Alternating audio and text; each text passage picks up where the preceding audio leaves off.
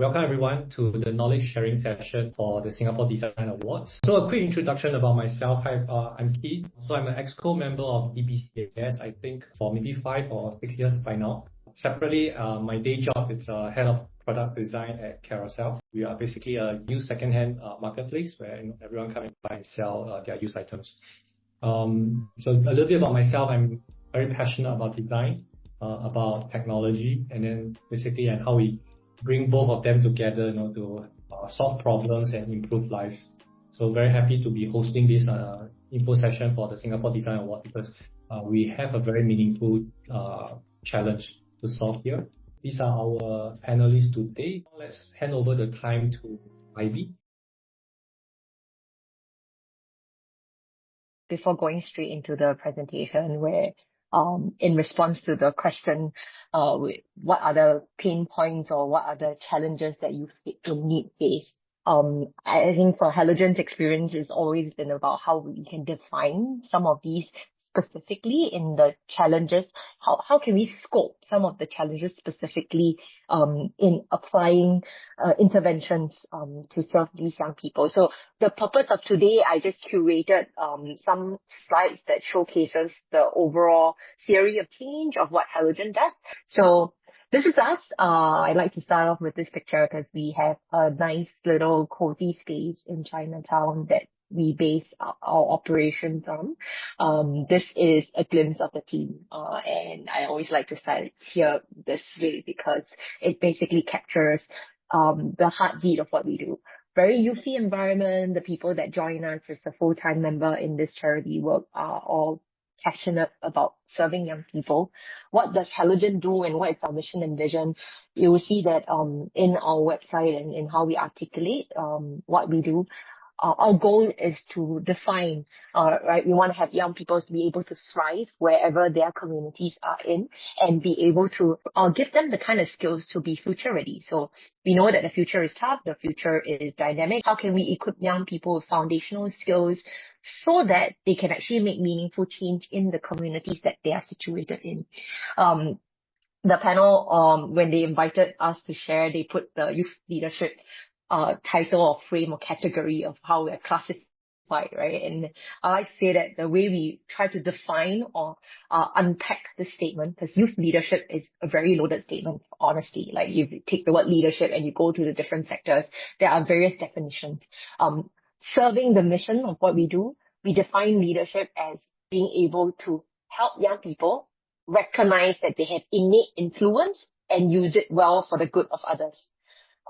So while we may not we understand that we have influence, it's not a narrative that comes easy or intuitively to all the young people. We believe that you and I and everyone else in this room, innately we have influence already. Influence is determined by the things that we say, the actions that we take, and it will always have an impact on someone else. If we steward it well, we can use it for good. If we don't steward it well, we end up causing more harm. One example we like to usually give is really in the context of mental well-being, and some of you might choose that as a zoom in as an area of challenge or pain point that you want to serve in young people. And we find it powerful just to draw the analogy of how you choose to respond to your friends through your smartphones and gadgets on social media. Actually, there have been many stories that we've been hearing where if you use it well, you could actually pull a friend off the ledge because you're being a good partner and companion in their journey. You're being compassionate and empathetic to their needs. But this platform or this tool or your actions and words can also cause a lot of harm if you don't use it well. We may have the opportunity to start initiatives, become our own company, startup leaders, to have formal leadership title, but that's it. Influence is really curating the daily, and that's what we want to activate in young people from all walks.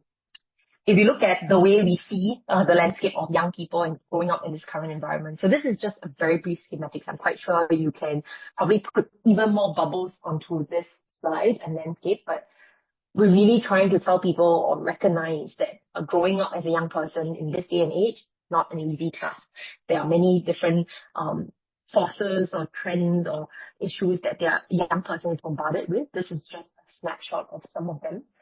In particular, the Halogen has an array of programs that serves different parts of the needs in this landscape. So if you take a look at this schematics, and you can find some of these information in our website. Sorry if I'm speeding through, but you can take a look at and download this very long paper that we have.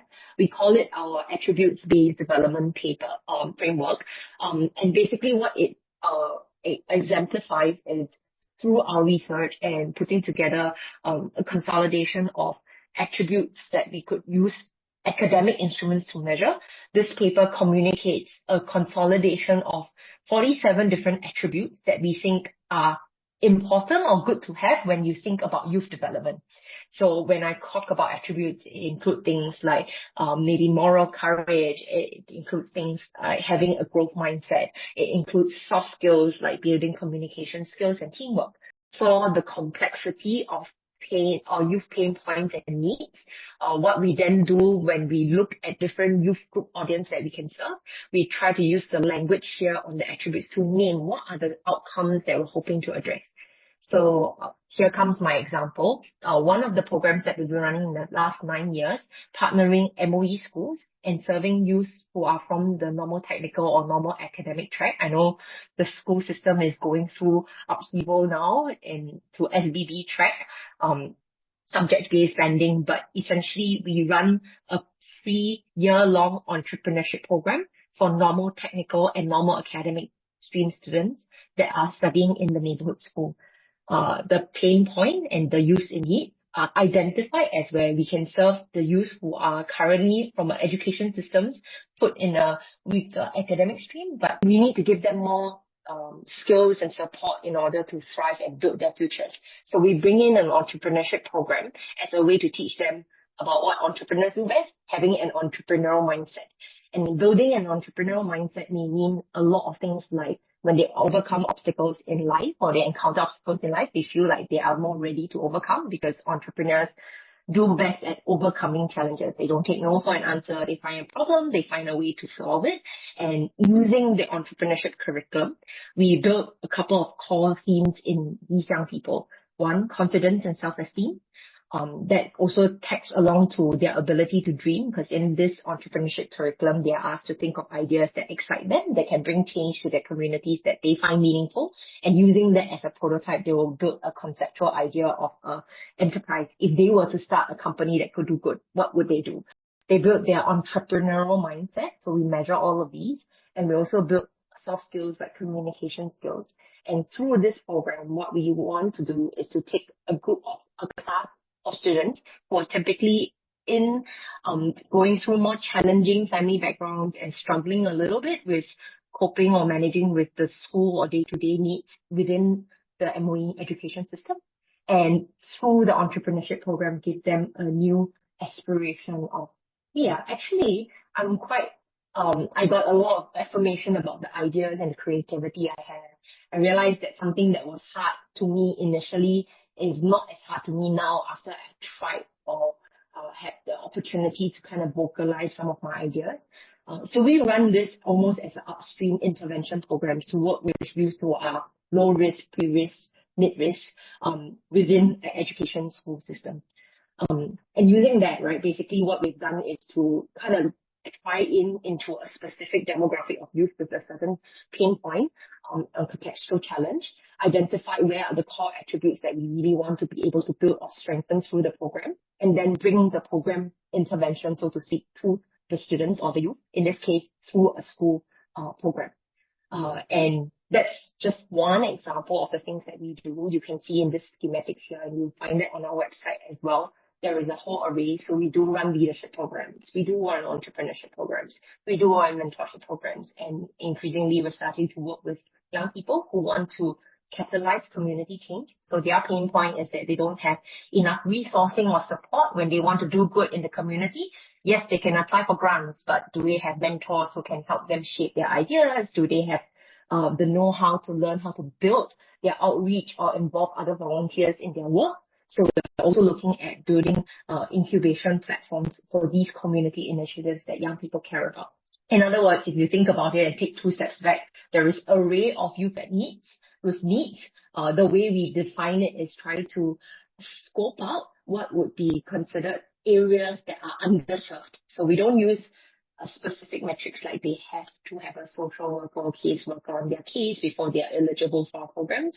The idea is to meet them where they are and resource these young people to grow in character, mindset, and soft skills. At the end of the day, our belief is that with these fundamentals, wherever they are, right, they'll be able to thrive and positively add impact to their own communities and spheres. And that's what we define as youth leadership, where young people can pick up the mantle, learn the right skills, and wherever they are, they serve and they pay forward their ripple effect for good. With that, I just wanted to show this part here, the important thing about addressing pain points and building programs that are sustainable. We lean a lot into the ecosystem that we have, we're residing in. So a lot of our programs, the ones that are very robust and we need a lot of resources on, we have also learned that it's important to structure the programs in a way that involves different stakeholders.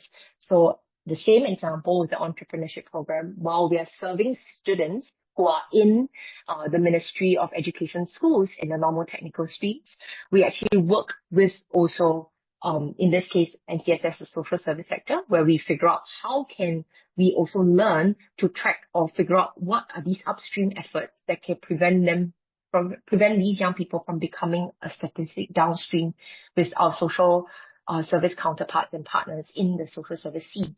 We also leverage on the corporate sector in this program.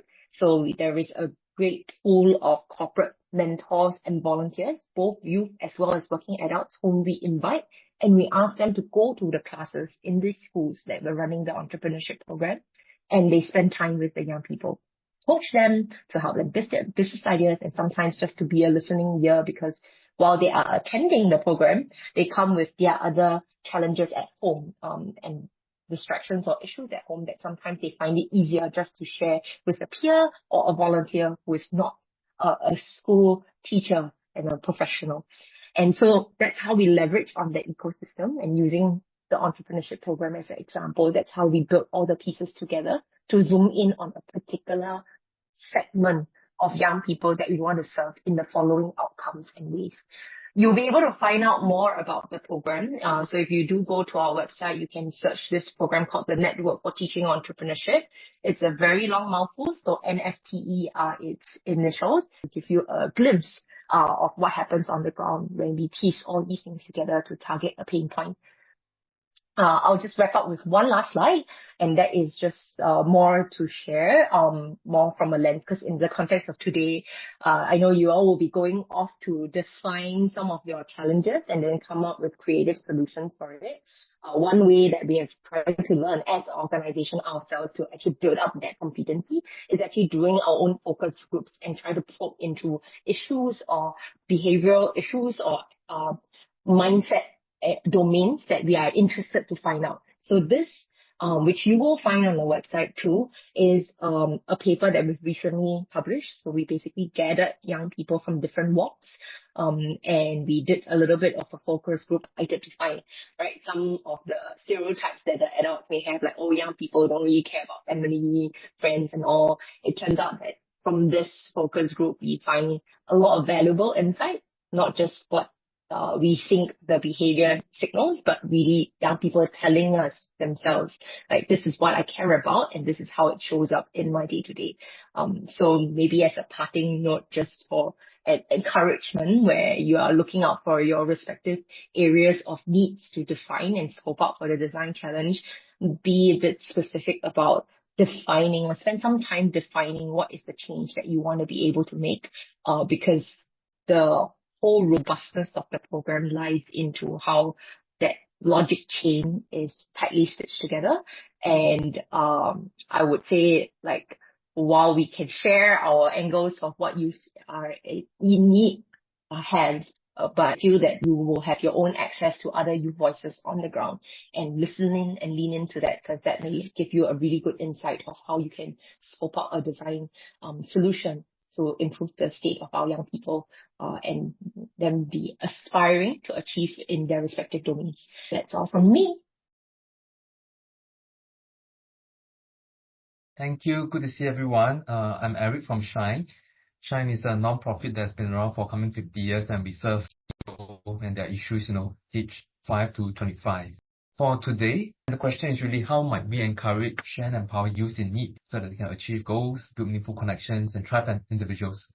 So you have the personnel, you also have the outcomes over there. Well, for a start, I would love to engage all of us in a bit more discussion. What comes to mind when you think about youth in need? Yeah, I would love to hear various responses. You can just key in whatever that comes to mind. How would you describe young people in need? What are episodes or incidences you tend to associate? Yeah, we're going to give a bit of time for the participants to respond. So SES, socioeconomic status is one. Okay, not being so hopeful. They might have experienced, some situations. Yep, emotional, financial stress, bully victims, challenging family situations. Wonderful, wonderful. Yeah. And this is important because in Shine, whenever we think about, wanting to serve young people, we have to put them at the center. Who is the first question we must answer? So I just want you all to bear in mind what are some of the perceptions you have, about young people. So allow me to offer my humble definition. Of course, I've drawn from a lot of practice experience as well as other literature review. But a humble definition of a youth in need, right? A young person that is less likely to experience positive development that promotes current well-being, so the immediate here and now, as well as successful adaptation into adulthood due to individual as well as environmental factors. And I think this is something that is quite important for us to take note, because oftentimes when we look at youth in need, there is a lot of emphasis on what the individual can do, and there are things that the individual young person can do, but we need to be mindful. And youth in need for me, typically they are either exposed to or exhibit, some risky attitudes, behaviors, and conditions. They may have limited or underdeveloped assets, it could be due to family situation, it could be due to the lack of enrichment and things like that. Henceforth, they may have underdeveloped assets, strengths that they may not be able to use or don't even know that they exist. And finally, a youth in need for me is someone that have needs, and all of us have needs, whichever approach you want to use, and there are many, Maslow is probably the most well-known, all right? Their needs are either unmet or they meet them via risky means. Because like it or not, all of our behaviors are purposeful. It's always trying to meet some of our needs. And for youth in need, sometimes they happen to be fulfilling these needs, via risky means. So that's the definition that I subscribe to when I think about a youth in need. Just the individual factors, the environmental factors, and we look across, attitudes, behaviors, various conditions that I might be exposed to.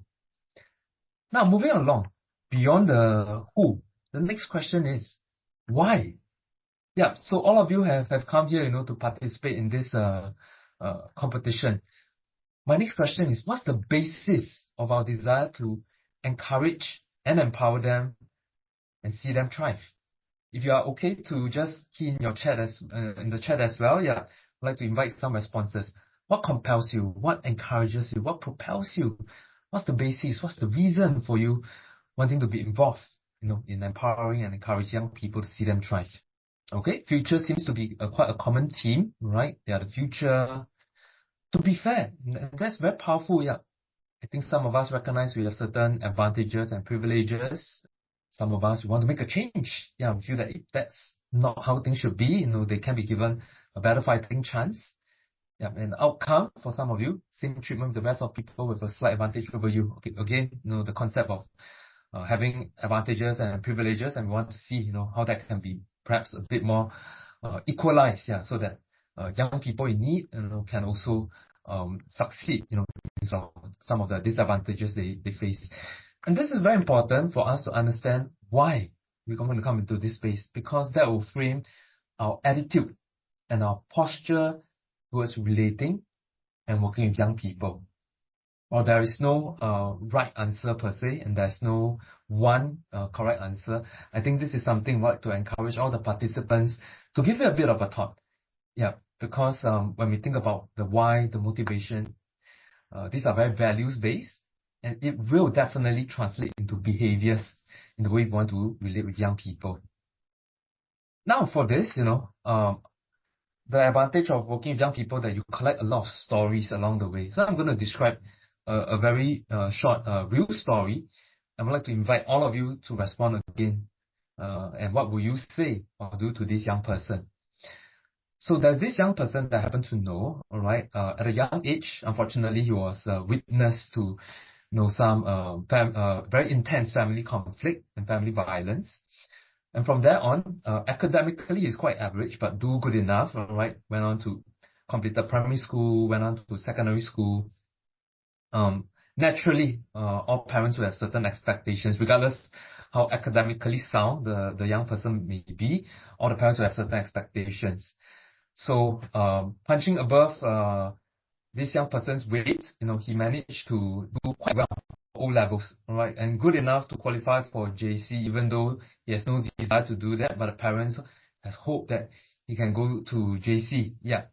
Unfortunately, the day when he received his results, quite eager to show the parents, because for once, he's doing quite well academically. The conversation that night at home was dominated by parents' argument, exchanges about, wanting a divorce. Yeah, so from there on, this young person felt a little bit disappointed, For once, he tried a bit harder in school, got some decent results, but parents were still not quite attending to him. Yeah, so when he moved on to post-secondary education, starting to get involved in vices and trying to meet his needs through risky, unhealthy means, and got involved, in various difficult situations. From the mental health point of view as well, wasn't doing well because there's always a lot of self-doubt, whether he belongs in a JC, whether he can do well, will he have good enough grades, to go to university later on. And with the family, being so unstable, and they were not particularly well to do, if the parents really go for a divorce. So going back to the participants, what would you say or do to this young person now that you have heard a bit about his background and the situation, the tricky situation he found himself in at the age of 17, 18. Always believe in himself, seek the power he really wants.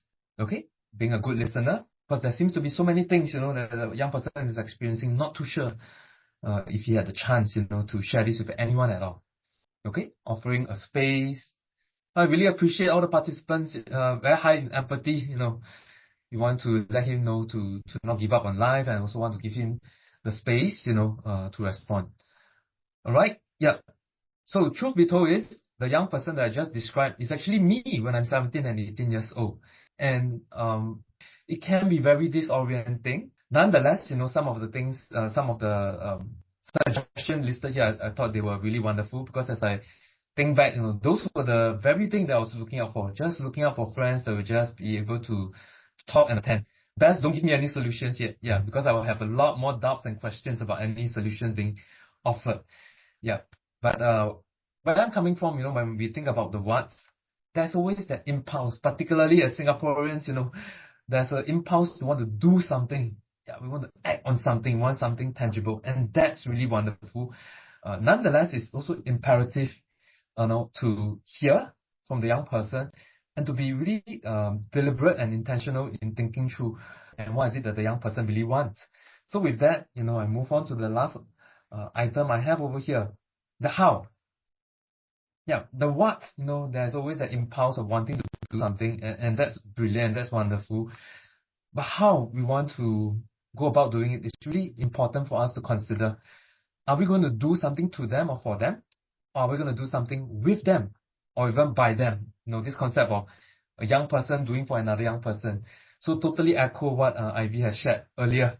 Yeah, we don't want to, disempower the young person and straight away come up with something that we believe is good for them and kind of ramp it down their throats and say, if you do this, and then everything will be better for you. So whenever we try to design programs and services for young people, we try to get them involved. And there's this concept about ladder of participation. You can Google it. It's very available online. So on the top left-hand corner, you can see that, when I do something for you, even as professionals, it can look quite clean, We have all the resources, we have all our professional knowledge. It can be very presentable. But if we don't involve them in the design, doing with them or even by them, we can actually disempower them unwittingly. At the bottom right corner, you'll notice, this icon to represent youth involvement. And there's these squiggly lines, and it's intentional to highlight that whenever we involve young people to do some things with them or by them, it will get messy, inevitably. Yeah, sometimes it's the cognitive ability, life experience, or the fact that, young people, as they go through certain difficult situations, they can be a bit volatile in their own emotions as well. It's going to get messy. But the outcome of it can be so much more favorable because they feel they're involved, they own a part of it, they've been consulted, they're actively, owning this piece. Really want to appeal and encourage everyone to consider involving young people in the entire process. And I know that, for today, I'm also coming from the more mental health perspective. Just want to highlight, when we did a survey a couple of years ago, survey about 2,000 to 3,000 people, young people, who would you turn to, to seek help if you have a mental health concern? The highest rated will be friends and family. The second lowest rated, less than 15%, mental health professionals. So that's one thing to take note of. Number two, whenever we do assembly talks, psychoeducation, increase mental health literacy, if it's just by professionals, the satisfaction rate is about 70%. But whenever we've lived experience of mental health challenges, the satisfaction rate of the audience, no matter how boring assembly talk can be, it shoots up to 90%. And when we give them the free text option, what do you like most about this particular talk? Rarely would they say, the concept that's being shared, the knowledge and skills. Sometimes we might see some of it, but whenever we have someone, with a lived experience, that is what the young person will indicate. I love that this other young person came alongside to share their story. So I think I really just want to highlight the part on doing with or doing by them. It can get messy because we need to prepare the young person. At times they may not fully understand how they should position themselves when they do public speaking. But the results of it, be it for the young person presenting or the young person receiving the service, is so much more better than if it's just by professionals. So here's my last slide, that's the same for young people. Yeah, their lives can be quite chaotic in that moment as they navigate, adolescence as well as mental health challenges. But with some support, we can turn that chaos into a wonderful rainbow still. Hi, so I'm Benjamin from Fei. I'm a social worker by training, and I've been in the youth sector for the past 13 years. So I'm very privileged to be here to be sharing with you a certain group of youth in need that we call them the need youth and hidden youth that I've been working with and together with my team to create more awareness and also doing more research on this emerging concern and trend among our youth in the first world country. Okay, so in my 15-minute sharing, I'll be covering who are the need youth, what are their challenges and struggles, as well as why they became need youth. So by definition, need youth are youth between 15 to 24 years old, and they are not engaged in education, employment, and training. So NEET stands for not engaged in education, employment, and training. So for training here, it also means vocational training. So these youth are not just out of school, but they are also not engaged in meaningful structured activities. And according to MOM, the stats in Singapore since 10 years ago to 2013 to 2023, there's an increase from 3.7% to 4.1%. So if we look at number of youth, 4.1 today is about 17,000. Yeah, so these are youth not engaged in education, employment, and training. Now, in Fei Yue, we have the opportunity to work with need youth, and one of the programs we have is the Street Outreach program, where we serve a type of need youth. They are known as the street youth. So when they are not engaged in any of this youth goes to the street. So they are the one who hang out, or in Singapore term, they call it lay parking. So they loiter around at the void deck, parks, playgrounds. Yeah, and they are usually involved in street gangs and at risk of offending behavior. So in Fei Yue, we've been working with this group of youth for the past 10 years. And we see that traditionally, more need youth, they were street youth. Yeah. However, over the past 10 years, we also see the trend evolving. That probably our street is not as conducive for our youth to hang out. So when we first started the work, we saw a lot of youth hanging out, but along the way, we learned from our youth that the weather got hotter, so it's not so conducive to hang out at the void deck. Yeah. And we also learned that there are more CCTVs in Singapore, so they are and very well lit. So that's why it's not as conducive.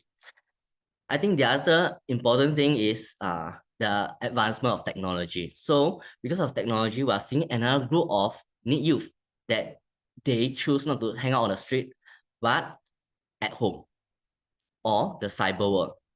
So we call them the hidden youth. Another term for hidden youth in Japan, they call them hikikomori youth. Yeah. So about 4 years back, so we got to know about this evolving trend. Yeah, and that's where we actually came out with a specialized outreach program for this hidden youth. So for instance, let me elaborate more about the street youth and hidden youth. So by definition, I just put on the slide, this is a UN definition for street youth. Yeah, I will not go through, but I just want to say that there are various definitions of street youth, but we can summarize into these 3 points. Street youth are those who actually spend a substantial amount of time on the street and or are heavily engaged in the street economy, meaning that they earn from the street. In Singapore context, it's like they sell contraband cigarettes, they are involved in loan shark runners and all this. Yeah, so basically they earn from the street. And last is that periodically or at imminent risk of being homeless. Yeah. So in Singapore, okay, so there are actually 2 types of street youth. One are the full-time street youth. They are the ones who are homeless, physically homeless. They have no house to go back to. It is very rare in Singapore. Yeah, in my 10 years of street outreach work, only have met one. But we have what we call part-time street youth, meaning that these are youth who has a house to go back to, but because of family issue, they prefer to stay on the street and then only go back home to sleep. Yeah, so we have seen a lot more part-time street youth in Singapore. And studies have shown that street youth are vulnerable to the following risks. So one is gang involvement and violence. So if you all recall, many years ago, there were high-profile incidents whereby there were slashing cases. Yeah. Then they are also at risk of drug issues, be it trafficking or abusing drugs. Unprotected sex, prostitution, suicide attempts are ideation. And unfortunately, yeah, we do see some of these street youth committing suicide. Yeah. And trauma, mental health problem, because being on the street can be quite harsh. They experience bullying and friendship issues. Regarding hidden youth or hikikomori youth, just want to share that by definition. So hiki means withdraw, komori means be inside. Yeah, so basically hikikomori are youth who withdraw inside their house. So according to the definition by Dr. Tamaki Saito, hikikomori refers to a condition where a youth withdraws into the home and does not participate in the society for a period of over 6 months. And this last statement is important, of which mental illness is not likely to be the primary cause. Yeah, so hidden youth, they stay at home, and we are looking at a period of 6 months consecutively. Very often, they do have mental health issue, but the mental health issue is the effect of isolation rather than the cause. Yeah. And we realize that there are 3 types of hidden youth in Singapore. The first one, they are the mild range, the mild type. The mild type, they are still able to leave their house at times, though they refrain from social interaction with others. So these are the ones who can go out and buy their own food, but they don't go out to meet people. The moderate range, which is predominantly the kind of hidden youth that we are serving in Singapore, they don't leave their house, so they roam around in their house, and they can kind of maintain some contact with their family members, so their family can still see them. However, we also have a significant portion of this hidden youth that are severe type. Severe type are those who lock themselves in the room, and even their family members don't get to see them frequently. So in the day, they sleep. Then when their family members go to sleep, at night, they come out to bathe, etc. Yeah. And according to studies, hidden youth are vulnerable to having poor physical and psychological health, and they have a lot of family conflict at home because their caregivers will be so worried about them and always trying to push them back to school. And there's also higher rate of suicide behavior. And according to our research, we are currently serving about 60 hidden youth, and we are seeing that the onset of their social withdrawal is when they enter mid-adolescence, which is secondary school, 13 years old. By the time they come to our service, outreach service, they are about 15 years old. So the gap is about 2 years. Yeah, before, so they have been isolated about 2 years before they come to our service. And it's a concern to us because according to research, after about 2 years of isolation, their identity kind of settled down. And the people around them stop to ask them to be different or to change. They tend to give up on them. So intervention after 2 years can be harder. So quickly in 1 minute, I just want to share why they became needs. A lot of people, so the pain point is that a lot of people think that it's a mental health issue when they are hidden at home. Yeah. And the caregiver and the youth themselves get very frustrated because they are always referred to mental health professionals. But the thing is that they don't even go out. Yeah. So, and in the research, overseas and local, we learned that actually it's more of a social systemic issue. Yeah. So one is social cultural. So I just want to highlight social cultural, family issue, school issue, and peer issue. And my team would like to call it as a social health issue rather than a mental health issue. So it's about their quality of relationship with others. Yeah. So our youth are as such that they are not in an environment whereby they are not given enough opportunity to be recognized, to feel belong, and to have the sense of achievement. Yeah. So in short, what we have learned about working with them is not about changing their mindset, but it's a lot about creating the environment, going to where they are, be it at home, the cyber world, or on the street, and creating opportunity for them to feel belong, recognize, and have sense of achievement. Yeah, rather than focusing on their problems. I just want to have this last slides to show a case. Yeah, I have no time to elaborate, but I just want to show that it's very progressive. This particular youth came into our team with family issue, friendship issue, then school issue, mental health issue. But after we create enough opportunity for him to develop, he eventually went back to school and even became a top student. Yeah. So this is just my quick sharing. Yeah. So I will just end here and pass the time back to Keith. Hey Ben, thank you for sharing. Yeah, the stories felt really real and powerful in helping us understand the problem. Yeah, still a bit like, I don't know, I guess it's been many years since I'm a youth. We all have been young once, but then I think the problem that the youth face today can be quite different from what we faced when we were youth. So it's really we need to suspend that judgment and really go and understand what their problems are. Next up, we have Asher, who is going to lead us through a panel. Hi everyone. Thanks so much, Keith, and thank you for sharing, everybody. My name is Asher. I'm the executive director. I'm a social worker, right, at an organization called Limitless. Now, Limitless is a youth mental health organization that's designed to really support and provide accessible help, right, and support for young people who are struggling with their mental well-being. We serve young people from the age of 12 to 25. Eric is a good friend of mine because we work very closely together, right? And really what we do is to provide really services and help at all levels for any young person who struggles. So today, right, we see a whole bunch of questions on Slido. We start with a few more questions. Let me just kind of just throw it out to you guys. Okay, so my first question is this. What are some challenges of today's youths, right? And more importantly, I understand some of you have already addressed some of that. How has that changed over time, right? And what are the implications to the services that we provide? Thanks, Asher, for the question.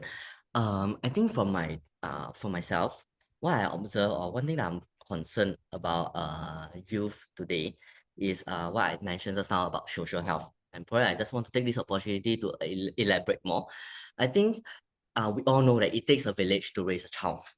Yeah, but however, in the first world country, in a fast-paced country with technology, smaller family, and higher academic pressure, I think our youth today is living in a smaller village. Yeah, and the village is important because it helps youth to be resilient. The better they can connect with the family, the peers, and the community, the more resilient they can be. Yeah. However, I think our youth is as such that today when they go to school, sometimes they just feel that they cannot fit in.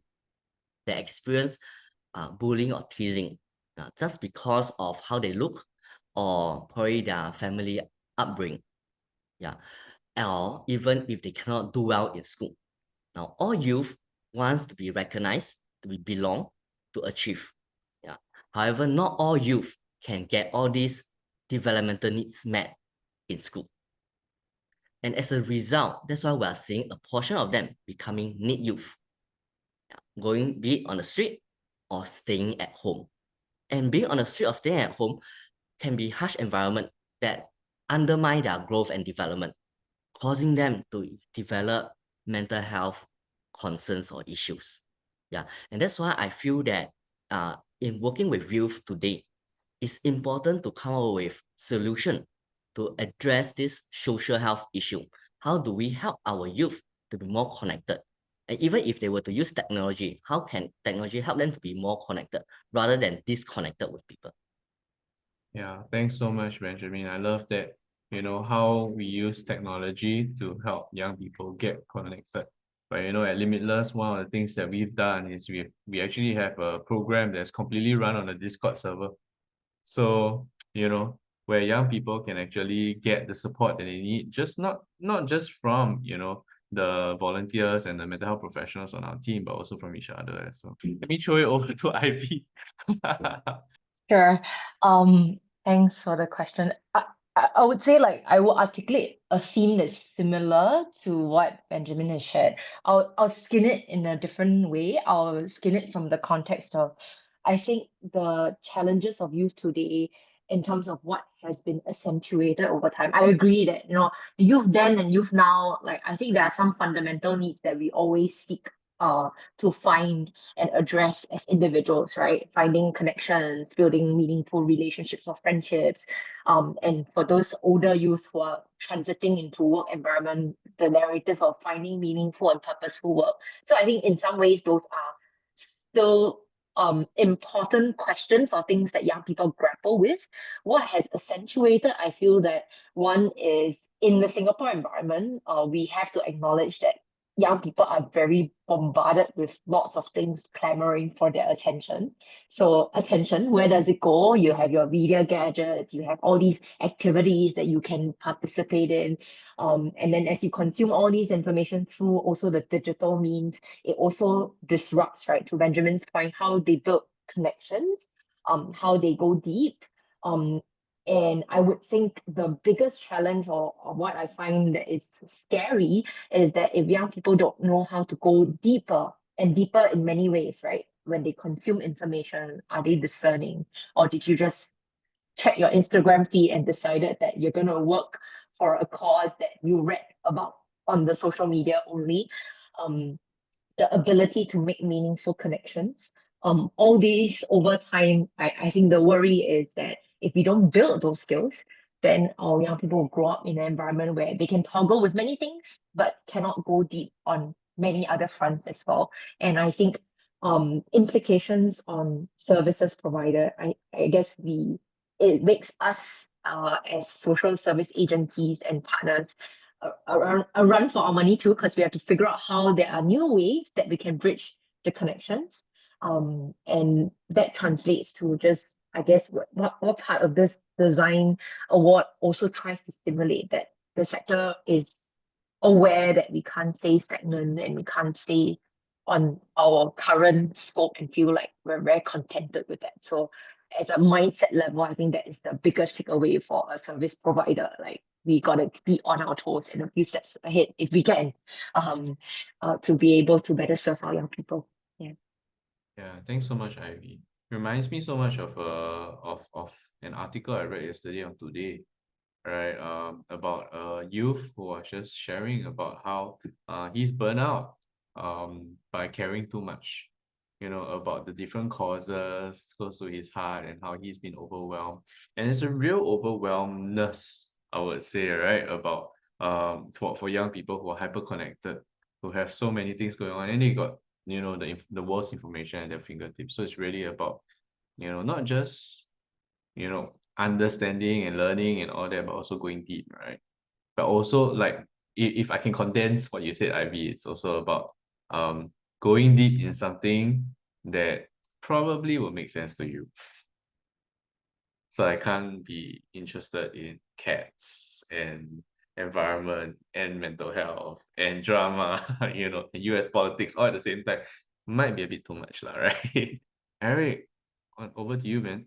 Yeah, I think a lot of wonderful things have already been shared. I think I just want to echo what Benjamin, Ivy as well as Asher has mentioned. And if there's anything that I can just value add a little, the part on helping them make meaningful connections and their relationship with the rest of the world, with the immediate environment and the rest of the world, the sense of significance is so crucial. Yeah. And we really cannot understate the power of relations. It's a very interesting fact, randomly I happen to know. In the past, if you watch like MTV or those Billboard charts, at one time, there's a good competition between individual singers like your Taylor Swift with bands, right? Different kind of bands, Today, apart from the K-pop groups, right, you cannot find any more well-known, newer bands, in a lot of music scene, be it, Chinese or English languages. So there's this hyper individualization that's going on. It's all about that individual. Yeah, let's think about it. Yeah, in the past, there's so many groups, I mean, I live in the era of the Backstreet Boys and all that, But today, to identify one group that is quite new, more youth-centric and all that, it's very hard. Yeah, apart from all the K-pop groups. So I think it was highlighted by Benjamin just now, a lot of them, the village is so small now, and with that drive for even greater sense of individualization, for some, they may not even have a village with them. Yeah, the sense of connection with people around them. Yeah, and with all the different issues that might encounter, comparison, bullying and all that, then that drives them further to be an individual. So I think restoring the sense of we are all social beings and we are part of the community is going to be so key. And I do believe the use of technology can enable that. Yeah, can enable that. Yeah, that's for me. Yeah. Thanks so much, Eric. So just to sum up, like a lot of things that we've heard over here, one thing I hear also is the drive for connection, right? Importance of connection. The second thing that I'm hearing also is something that both Benjamin and Eric mentioned, to meet youth where they are, something that I really believe in as well. I really understand that, right? but meeting youth where they are, right? And the other thing also, it's about going deep, right? It's about going deep in, and identifying, what are the things that you really are passionate about and making a difference in, right? So we only have 5 minutes left. So I think maybe we can jump into, maybe if I could just think about 2 questions, right? 2 questions. The first one is this, just to throw out to all of you, right? Maybe one person or 2 people can kind of answer. How should we scope use in need in the problem statement, right? What would you define as a youth in need, right? For yourself. Well, I think I've shared my definition earlier on, but of course, it's not a useful working definition for the participants. And there are many, many issues at hand. What I encourage the groups to do is, one is either you might want to choose a specific issue, all right, and with the understanding that issues are not silos. You tend to come alongside with other challenges, but within the context of this challenge, you may only be able to focus on one thing. Yeah, find the one thing that you're passionate about, or you feel that perhaps whatever solutions you're curating can make an impact, and just go for that.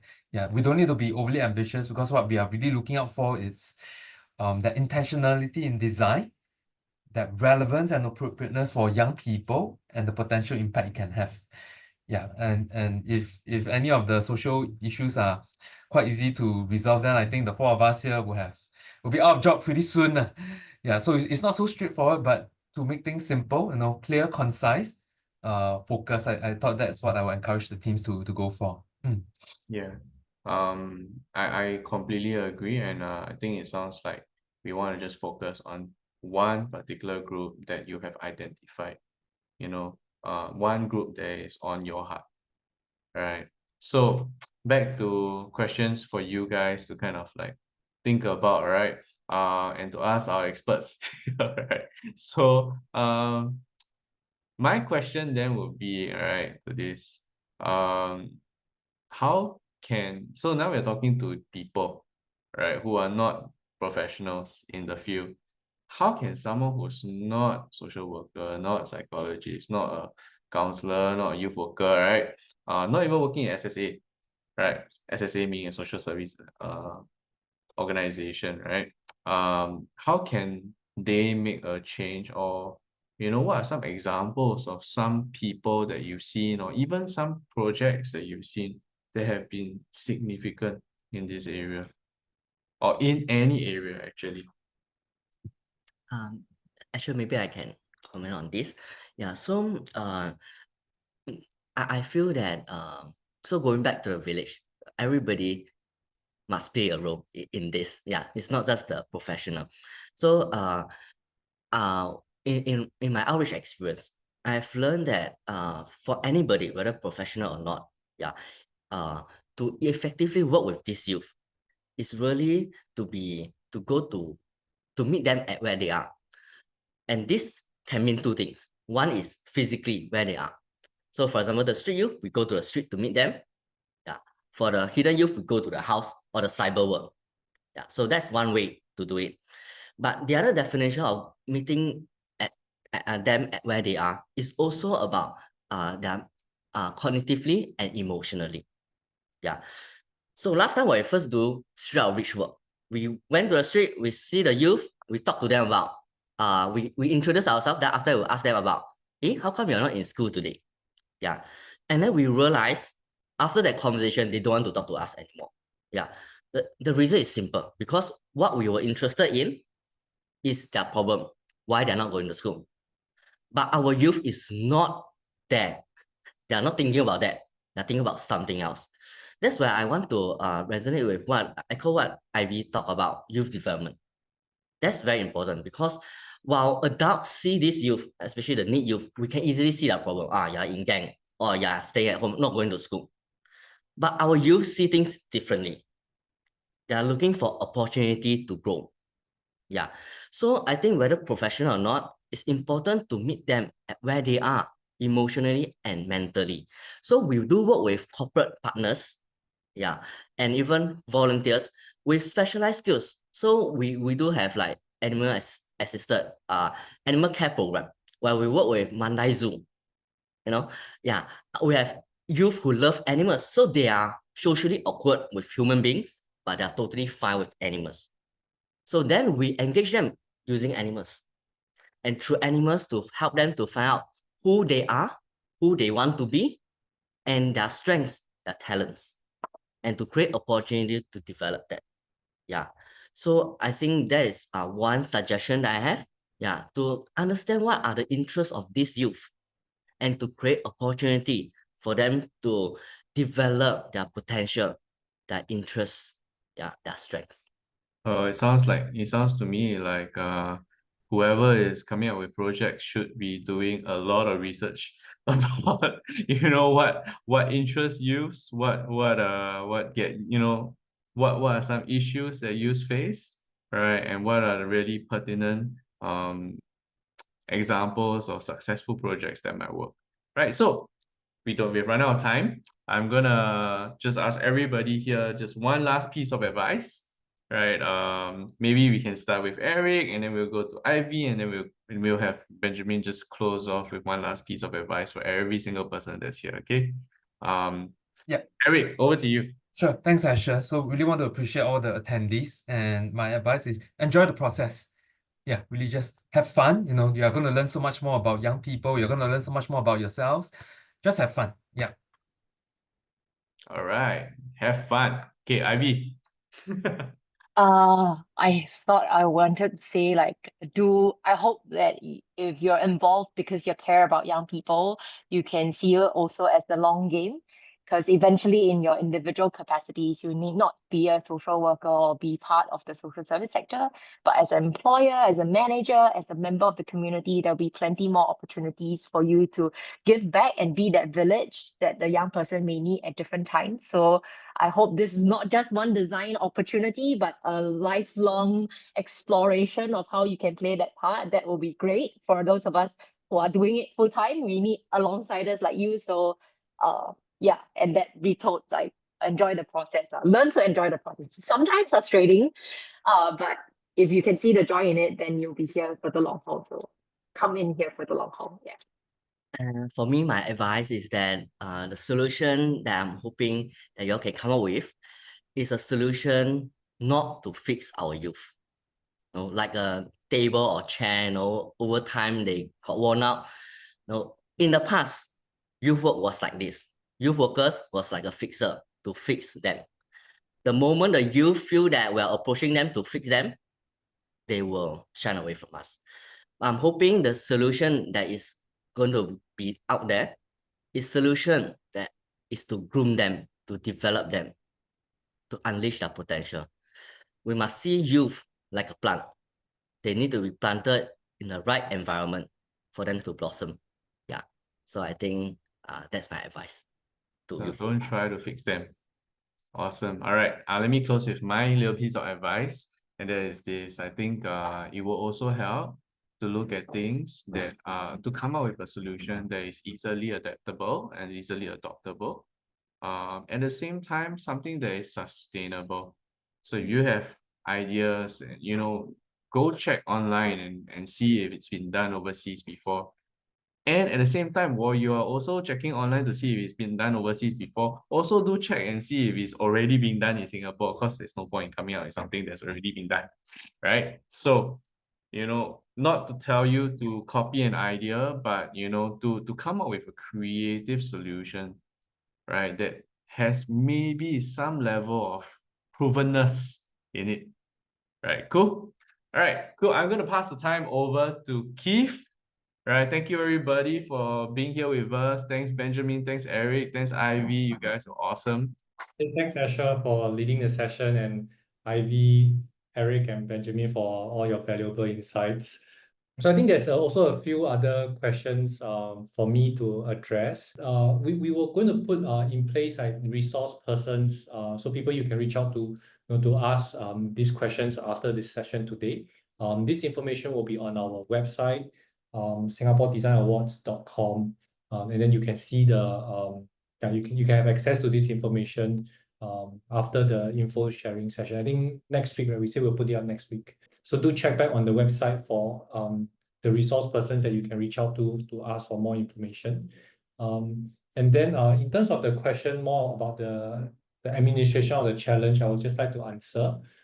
I think there was a question about like whether we the designer need to solve for all of the three goals, like achieve goals, build meaningful connection, and thrive as individuals. Like we all need to solve for all three or focus on one. We say that no, we minimally focus on one of the goals. But you can also see that one of the goal can lead to another. So I think just be focused on what you want to be specific on what you want to focus on in terms of the goal that you want to achieve. And then I think it's also good to help to show that if how does your solution help to help youth achieve goal or help them build meaningful connection, just like that will be good in your proposal.